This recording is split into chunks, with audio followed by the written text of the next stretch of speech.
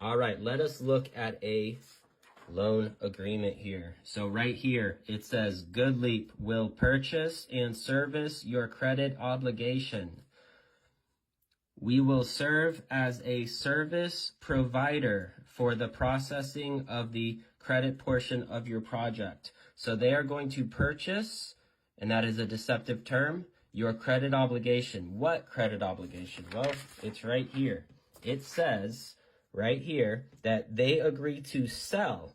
This, again, is very deceptive. And install the equipment, and you promise to pay to us or our signees the principal sum of $9,800, the amount financed. The amount financed is $9,800. It creates the promissory note. It is not independent funds.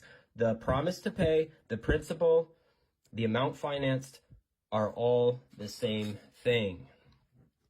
Goodleap will purchase and service your credit obligation. They're purchasing this not in the sense where they're giving money before receiving the goods, the credit obligation here. They're purchasing it in the sense that they are acquiring legal ownership and rights to enforce upon this credit obligation. They're not actually upfronting their own personal independent money. They're using the credit obligation as a justification to create the money that is going to actually make the purchase from the actual people who are doing the service. So right here, I've already talked about this case, but it shows it really well. The money and credit first came into existence when they created it. Mr. Morgan, who is the lawyer for the plaintiff, which is the bank, admitted that the United States law, a lawful consideration must exist to be tendered to support the note. The jury found that there was no lawful consideration, and I agree, only God can create something of value out of nothing.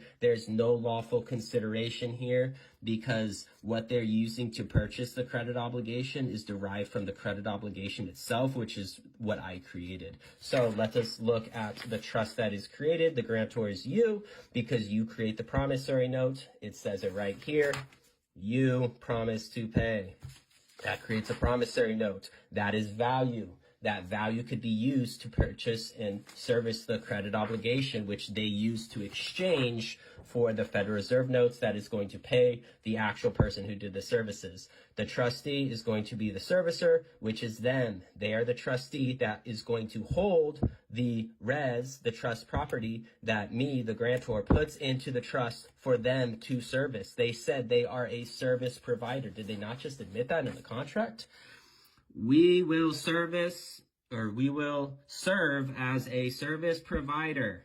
They're the service provider. If you're providing a service for something that I give to you, you are the trustee. They hold legal, not equitable. I hold equitable title and manage funds derived from the promissory notes.